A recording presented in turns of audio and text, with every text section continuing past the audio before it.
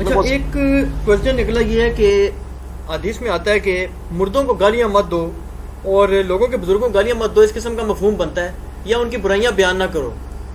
تو آپ جو ہیں یعنی چن چن کے ان کی سینکڑوں ہزاروں صفحات کی جو زندگی ہے، ان کی جو خدمات ہیں، بلکہ مفتی اسحاق ان کے شاگردوں کا بھی اعتراض کہتے ہیں کہ ان کی پوری زندگی میں ہزاروں صفحے لکھے ہیں، چن چن کے ایک ایک ایک ایک ایک لائن لے آتے ہیں اور ان کو جناب مرحوموں کے اس لیے کہ میں اس پہ میرا کلپ چڑھا ہوا ہے اعلیٰ حضرت کے نامکمل مشن کی تکمیل. احمد بریلوی صاحب نے بھی تو اتنی جو پڑیاں لکھی اسام الارمین وہ چن چن کے لے کے ہے. کیا اشری تھانوی صاحب نے جو ہزاروں صفحات میں گستاخیاں لکھی تھی ایک حفظ الایمان کی عبارت ہی لے کے آئے نا؟ کیا رشید احمد گنگوئی نے ہمیشہ گستاخیاں کی ہوئی تھی؟ اسماعیل امبیٹوی نے ہمیشہ گستاخیاں کی ہوئی تھی؟ جو غلط چیزیں انہیں کو، تو یہ مشن اعلیٰ حضرت ہے. اگر یہ خود نہ کر رہے ہو ایسے، اس کے جواب کے اندر وہ ارشد القادری صاحب نے جو کتاب لکھی تھی زلزلہ، اس کے جواب میں دھماکہ لکھی دیوبندیوں نے، انہوں نے بھی بزرگوں، یہ خود ایک دوسرے کے بزرگوں کی غلطیاں نکالتے ہیں. مجھ سے نہ گلا کریں، پہلے آپس میں یہ ایک ہو جائے پھر مجھ سے گلا کریں. خود ایک دوسرے کے بزرگوں کی غلطیاں نہیں نکالتے ہیں. ہم کیوں نکالتے ہیں؟ یہ ہماری مجبوری. میرے بھائی مجبوری یہ ہے کہ ہم لوگوں کو کتاب و سنت بتاتے ہیں، لوگ کہتے ہیں ہمارے بزرگ یہ کہتے ہیں. مسئلہ 71B کے میں نے تمہیدی 25 منٹ بتایا کہ میں نے بزرگوں کی غلطیوں کا ٹھیکہ کیوں لیا. میں کوئی اور ٹھیکہ لے لیتا جس میں زیادہ نفع ہوتا. یہ اس لیے لیا کہ جب ہم لوگوں کو کتاب و سنت بتاتے ہیں، لوگ کہتے ہیں یار ان بزرگوں نے تو نماز کا طریقہ یہ لکھا ہے، وہ تو یہ کہتے ہیں. پھر میں نے کہا یار بزرگوں سے ہی پہلے جان چھڑائی جائے، اپنے اپنے بزرگوں سے جان چھوڑیں گے تب کتاب و سنت سمجھائے گی. تو پھر جب ہم نے اشرف علی رسول اللہ، چشتی رسول اللہ لوگوں کو دکھایا، لوگوں نے کہا یار اتنے بڑے بزرگ اتنی بڑی بلنڈر کر سکتے ہیں، تو ہو سکتا ہے پھر جو آپ مسئلہ بتا رہے ہیں اس مسئلے میں وہ غلط ہی ہوں. ہمیں یہ کورالری کے طور پہ کرنا پڑا ہے، ایبسولوٹلی نہیں، یہ ریلیٹیولی کرنا پڑا ہے.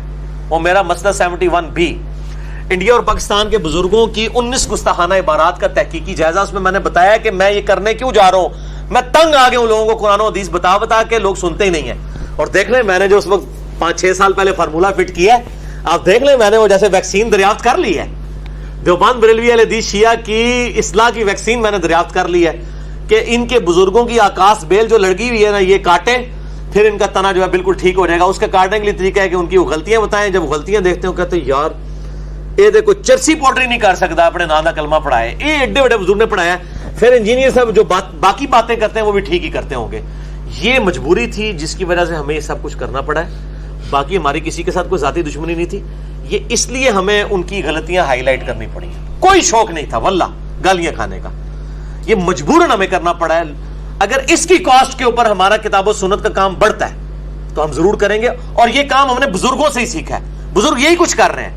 حسام الارمین میں بھی یہی ہوا ہے، المحند المفند میں بھی یہی ہوا ہے، دھماکہ میں بھی یہی ہوا ہے، زلزلہ میں بھی یہی ہوا ہے، الحق المبین جو ہے وہ احمد سعید کاظمی صاحب کی کتاب میں بھی یہی کچھ ہوا ہے.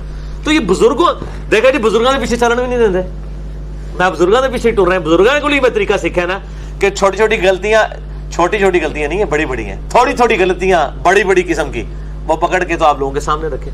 تو بزرگوں کا مشن ہی میں آگے لے کے چلیں. چلیے بھی اس میں ایک اور بات بھی آپ سے کلیئر کرا لوں. یہ بھی اکثر بات ہو جاتی ہے نا، اسے ضمن سوال بن گیا ہے کہ 2 طریقے ہیں. مثلا آپ یہ فرمائیں کہ چلو یہ جو اس قسم کی عبارات ہے نا کہ جو جن کی کوئی طویل ہی ممکن نہ ہو، یا آپ کہیں جس میں شرک اوپن ہو گیا یا بے دلیل بات ہے.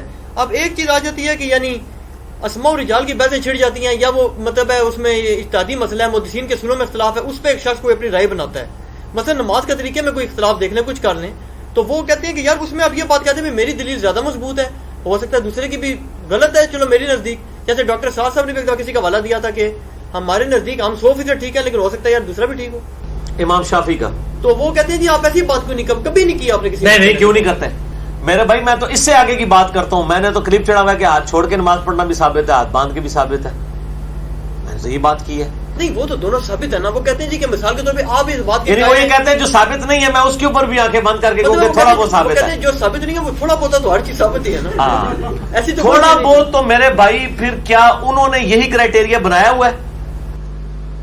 کیا وہ دوسروں کے مسلکوں کے اوپر، کیا انگوٹھے چومنے والے مسئلے میں جو فقہ حنفی کی کتابوں سے رد المختار کے اندر فتاوی شامی میں ثابت ہے، کیا دیوبندیوں نے یہ مان لیا ہے کہ یار بریلوی خیر انگوٹھے چومتے ہیں تو چومنے دو یار، ہماری کتاب میں لکھا ہوا ہے، وہ تو اس کو بدعت کہتے ہیں. یہ خود یہ سب کچھ کر رہے ہیں کیا؟ ہم بھی کبھی کسی کے اوپر بدعت کا فتویٰ نہیں لگاتے ہیں. ہم دلائل اپنے پورے پیشن کے ساتھ پیش کرتے ہیں. اس کے بعد ہم اگر اس کے بعد یہ رزلٹ نکلے کہ میں کسی کے پاس نماز پڑھنا چھوڑ جاؤں پیچھے، پھر آپ کی بات بالکل ٹھیک ہے. میں جب ساروں کے پیچھے نماز پڑھ رہا ہوں تو مطلب یہ ہے کہ جو بغیر رفع دین کے بھی نماز پڑھ رہا ہے، میں یہ مان رہا ہوں کہ اس کی نماز ایک سبسسٹنس لیول کی نماز ہو رہی ہے، تبھی تو میں اس کے پیچھے اپنی نماز پڑھ رہا ہوں. تو میں تو عملاً یہ کر رہا ہوں، لیکن دیوبندی بریلوی ایک دوسرے کے پیچھے نماز پڑھنے کے قائل نہیں ہے. تو اللہ کے بندے، آپ جب بھی ڈیپ ڈگ کریں گے، انجینئر صاحب آپ ان سے 1 کروڑ گنا آپ کو بہتر نظر آئیں گے. یہ صرف ان کے دعوے ہیں، ٹھیک ہے نا. وہ جب آپ ان کو ڈیپ ڈگ کریں گے، ان کی اصلیت آپ کے سامنے آ جائے گی، یہ خود کس لیول کے اوپر اترے ہوئے ہیں. ہم اختلاف رائے کرنے کے بعد کہتے ہیں کہ یہ جو کچھ میں نے حق بیان کیا وہ مطلب اللہ تعالیٰ قبول فرمائے، اگر غلط بات ہوگی اللہ تعالیٰ ہمارے دلوں سے معاف کرتے ہیں. اور ہم وثوق کے ساتھ، ظاہر ہے میں تو کہتے ہیں نہیں اتنا اوور کانفیڈنٹ ہے بھائی. اوور کانفیڈنٹ اس لیے ہو کہ میں اگر قرآن اور حدیث کے بارے میں اوور کانفیڈنٹ نہ ہوں تو میں بے ایمان ہو جاؤں، میں فنڈامنٹلسٹ بھی ہوں. اگر میں کہتا ہوں کہ یا علی مدد کہنا بالکل غلط ہے، یہ شرکیہ کلمہ ہے، تو میں اس لیے کانفیڈنٹ ہوں کہ ایاک نعبد و ایاک نستعین میں نے پڑھا ہوا ہے. تو میرے ایمان کا تقاضا ہے کہ میں قرآن و سنت کے دلائل پہ پورے پیشن کے ساتھ اپنی بات پیش کروں. یہ ایمان کا تقاضا ہے. ہاں اس کی بنیاد پہ اگر میں تکفیر کر رہا ہوں کسی کو اسلام سے نکال رہا ہوں، آپ کی جوتی میرا سر، لیکن ایسا نہیں ہے. لیکن جن لوگوں کی وکالت میں آپ مجھے کہہ رہے ہیں نا، وہ لوگ یہی کرتے ہیں، انہیں ایک دوسرے اسلام سے نکالتے ہیں.